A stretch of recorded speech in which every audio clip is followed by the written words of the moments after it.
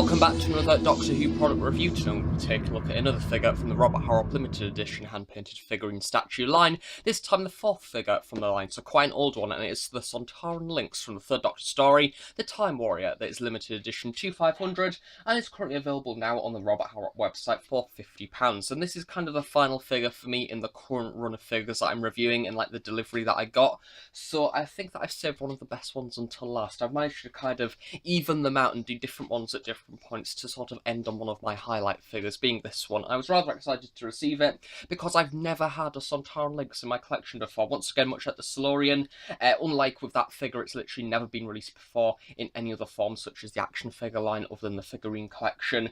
With the Sontaran Linx, I actually didn't get the original Character Options action figure version because I was a little bit younger when that figure set was released and I never had enough money to buy it, and I was really sad about that. But yeah, I may end up with it one day, who knows. So firstly, taking a look at the box, as you can see, once again, it is pretty much exactly the same to all the other Robert Harrop boxes that I've reviewed so far. So as you can see at the front, we do get the Doctor Who and BBC logo, along with the Starfield design and the diamond in the very middle. And then at the bottom, we do get the Robert Harrop logo, along with limited edition hand-painted figurine. On the side of the box, we get the Doctor Who logo in sort of the faded format, and then exactly the same for the opposite side as well.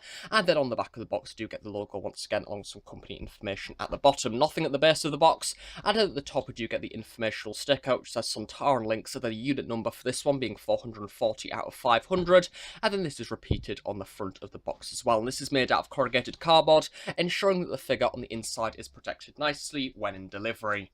Much like all the other older figures in the line, we do also have the inside packaging, which once again is this polystyrene case, and on the top of this we do get the sticker, which once again details the unique number for this figure, and it does ensure that the figure on the inside is protected. So we do have a dust sheet in there, and the figure obviously sits in the middle, but I've obviously took it out beforehand. So with all of the other figures in the line, the figure does also come packaged with your standard certificate of authenticity, once again stylized with the Doctor Who logo in the middle, along with the diamond design around the side, and we get the official number being 440, an image of Linx from the story, certified by Robert Harrop, and then on the back of the certificate we do get a little bit of information about the Time Warrior, along with Robert Harrop themselves. And as this is one of the older figures in the line, the statue does also come packaged with this rather nice label with the Doctor Who logo on, with Sontaran Linx and limited edition, and then on the back we do get the number being Who 4 because it is the fourth figure in the series, and this does nicely sit beside the figure when on display. Taking a look at the Sontaran Linx figurine statue. Now, as you can see, he looks really cool. I think that this is a similar situation to the Silurian, where it is rather underestimated in the line, because for some reason, this is one of the oldest figures in the series, yet it is still in stock. However, I feel that this is probably one of the most iconic ones, and it really does baffle me how figures such as, say, the Mandrill, which have been released just recently, have already sold out, and this one is literally still in stock from a few years ago, because to me, it looks really cool. I know that the Linx figure was, in fact, a rather rare one to get hold of in the Character Options line, so I think that this is sort of a really nice counterpart to sort of go and display it instead of that, and he does look really cool and arguably has better paint apps anywhere. The very base of the figure with detail, we do have the rather nice Sontaran boots. These have been painted in a rather nice glossy black colour, much like the majority of the body. And we do have a little bit of detailing on this to start off with. At the base of the shoe, we do have the sole that has been rather nicely sculpted on, which rather nicely blends into the ground. And we do also have the detailing there for a few brief creases here and there to represent the way that the boots have creased over time. Above this, we do have the ankle pads, which once again are protruding from the actual sculpt itself and are rather unusually pointed, much like how they were in the actual story. Taking a look at the upper half of the thigh now, as you can see, we have the continuation of that glossy black design.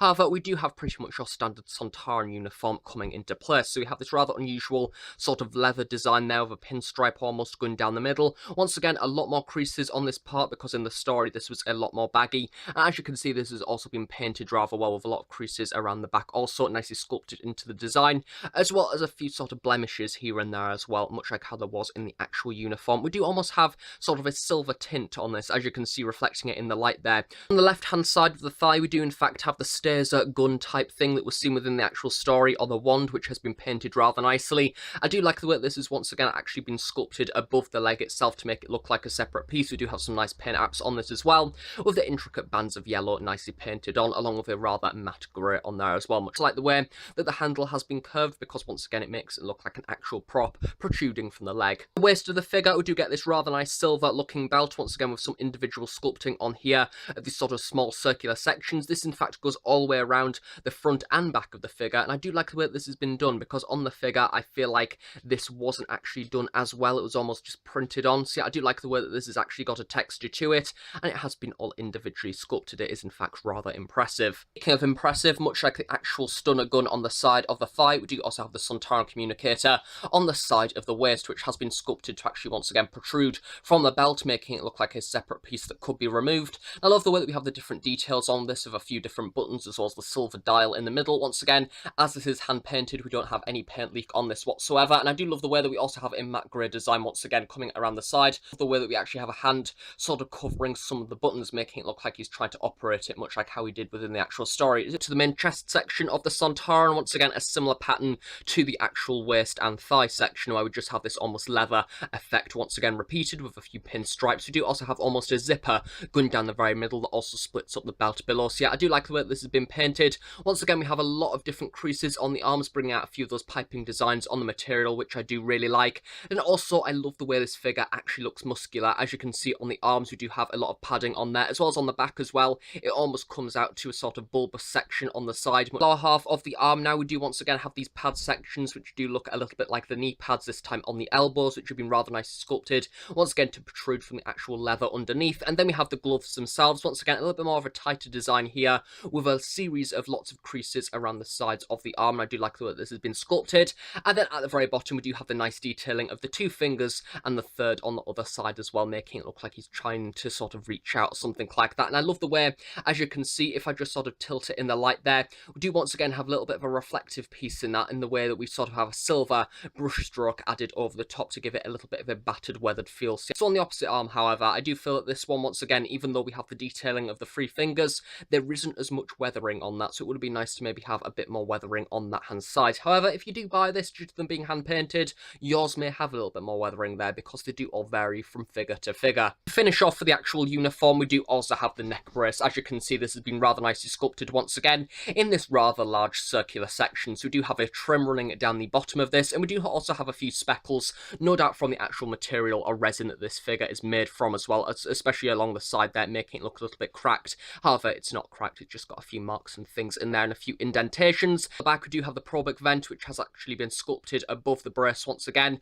with a few little sockets and things in there. So if they are in fact to do another figure at some point, it would be rather nice to maybe have a helmeted version, maybe the Invasion of Time version of classic Sontaran, with a big massive head and the big massive eyes with sort of the silver and black lines running around them. That would be quite cool. That said, I wouldn't mind seeing more Sontarans in the collection anyway, in any form, so maybe the ones from the Two Doctors, because they've not had much figure coverage over the past many years, so it would be maybe nice to see those with like the giant gun that they had in the story. Taking a closer look at the face now, as you can see, this has been painted and sculpted to look like Linx from the Time Warrior, which is nice because I quite like Linx. I think that the Sontarans have this unusual effect in the classic series where the earliest version actually looks the best, which it normally goes the opposite way around, and the most modern version looks the best. But with the Sontarans in the classic series, they seem to just get progressively worse, so it's a little bit more believable, because for some reason he has a beard and some massive eyebrows, which I'm not going to argue why, just let him be how he is, I guess, because he is a rather unique Sontaran. But at the same time, this is made for a rather unique looking figure. So as you can see, the paint apps are a lot darker than the other versions of classic Sontaran, which is rather nice. We do also have a black gradient running around the side to give it almost a stippled effect, and we do also have this rather nice skeletal sort of design that's been sculpted into the side there, the way that the skull actually curves around, and we have almost this sort of jaw design going around there from the mouth, which I do quite like. And we do also have a little bit of shading painted into this as well to bring it out a little bit more. The way that we also have the eyebrows and the eyelashes and sort of the big massive eyebrows as well, nicely painted onto the face. As you can see, we have almost this grey highlight painted over the top, and what I like with this is it isn't that standout, because I think that with the majority of Linx figures that I've seen, a lot of them seem to go quite over the top with the design. However, I think that this has been really subtle, especially the way that they've applied almost that beard in the lower section there. It does very much blend into the face, making it look rather natural. And then we do also have the sculpting of the different bags around the side of the eyes as well, really nicely creating a lot of depth there, especially around the eyelids, making it look very black indeed. And we do have the actual eyes themselves, which once again, much like the Zygon, just represented by a little bit of black paint with not really much detail on there whatsoever. So it may be nice to have sort of an undercoat of a different colour just to make it stand out a little bit more, much like how we did on the Silurian, because other than that, it does look like his eyes are a little bit too beady and unusual, almost like he's a toy of some kind or a teddy. Of course, on the lower half we do have the mouth as well, with a similar black paint app running along the side, and we do have the rather damp looking lip there that has been replicated using a rather light shade of pink, which I think does sort of represent once again what is seen in the makeup of the Sontaran in the actual story quite nicely. On the back of the figure, we don't really have too much to talk about, but he does literally look like a potato, with almost different scales and different purpley marks in there, making it look like it's been almost bruised. And we even have a little bit of a yellow reflection towards the top as well. So like the Silurian, it actually feels like it's in proportion, unlike the Zygon, that actually had a few parts that I felt were a little bit too big and a little bit too small in certain areas. I feel like this figure is really nicely sculpted and proportioned to the rest of the body. Taking a look at the actual sculpting and stance of the figure now, I do really like the way that this has been done because it doesn't take up too much space, so his arms aren't massively spread out, much like how they were in the actual story when he was kind of reaching out to grab Sarah Jane. So I do like that they've not gone for that pose, as cool as it looks. I just like the way that they've actually utilised the communicator on the side of his body. I think that that's a really nice way to sort of show that he's using his technology, and it may be nice to have him actually holding his gun.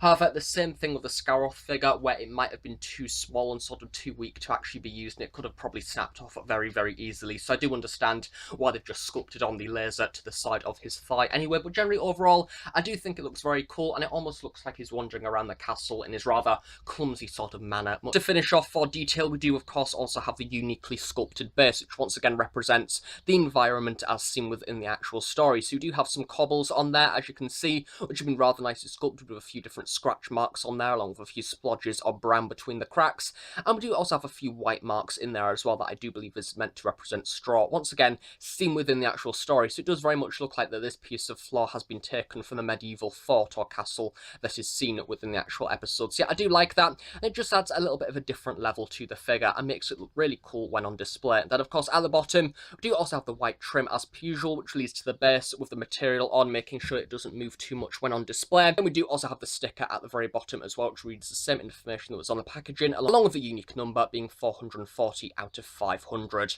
A little bit of a comparison now to some of the other classic series Sontarans in my collection. As you can see, they all look pretty similar, because I think that the Sontarans were pretty similar throughout the actual classic series. It was only mainly the paint apps of the face that actually varied throughout each episode. So the actual uniform itself tends to be quite similar. However, it is some of the smaller details, such as these sections on the belt. As you can see, I like the way that this is actually protruding from the body, unlike on these versions here that are just simply sculpted on, and there isn't really too much detail whatsoever. It's almost a little bit basic, but this figure actually has a lot more impressive, intricate paint apps, definitely making it probably the best detailed Sontaran in my collection from the classic series. So comparing it to another one of the Robert Harrop figures, as you can see, it is rather nicely in scale. I do believe that the Zygons are slightly taller within the actual series anyway, and the Sontarans are normally a little bit smaller than the average human. So yeah, I do think that this is pretty much in scale with the majority of figures in the collection, which is good. I think that when you put them side by side like this, you can really tell that the different paint apps really do make this figure stand out when compared to the other Sontarans. So overall, for the Doctor Who Robert Harrop limited edition hand-painted figurine statue of the Sontaran Linx from the Third Doctor story, The Time Warrior, I think that this is a rather similar case to the Silurian. I think that this is a rather underestimated figure. It does have quite a large run of 500 as compared to the more recent releases of 200 to 250. However, I still think that this is a really nice representation. I love the way that they've made up the face. I think that there's several different minute details on that of the different gradients of skin, as well as the way they've actually made the hair blend into the face. It's probably the best representation of Linx from that story that I've seen. So if you're a fan of Linx or the classic Sontarans in general, then I definitely recommend this release, because I think it's a really lovely piece to add to your collection, and a really high quality piece as well. I think the way that these products have been made, especially the fact that they're hand painted, add a really nice sort of niche collector's value to these products, meaning that every single one of them varies. Very impressive when on display. And I imagine that if you have the Third Doctor figure, I do believe that the actual Third Doctor figure that was released as a part of the Harrop line was in fact the one from the Time Warrior, or at least he was in a green suit, much like how he did wear in that story, so that will look very good alongside this figure, and they'll complement each other rather well. Yeah, that's generally it. I think that if you are interested by what I've shown you in this review, I definitely recommend checking out this product. I'll leave the link in the description below, but the same things do always apply, that these are of course around £50, so some may consider them a little bit pricey, but that said, you are sort of paying for the limited edition collector's value of these products, and you actually know that you're going to get a good high quality product from from them because it is a rather high market line of products. Thanks for watching this review, I hope you've enjoyed it, and please do stay tuned for hopefully some more Doctor Who Robert Harrop product reviews in the future, as well as many other Doctor Who reviews, from the audio dramas to the books to the action figures, and hopefully many more things in the future as well. So thanks for watching, and I'll see you all next time. Bye for now.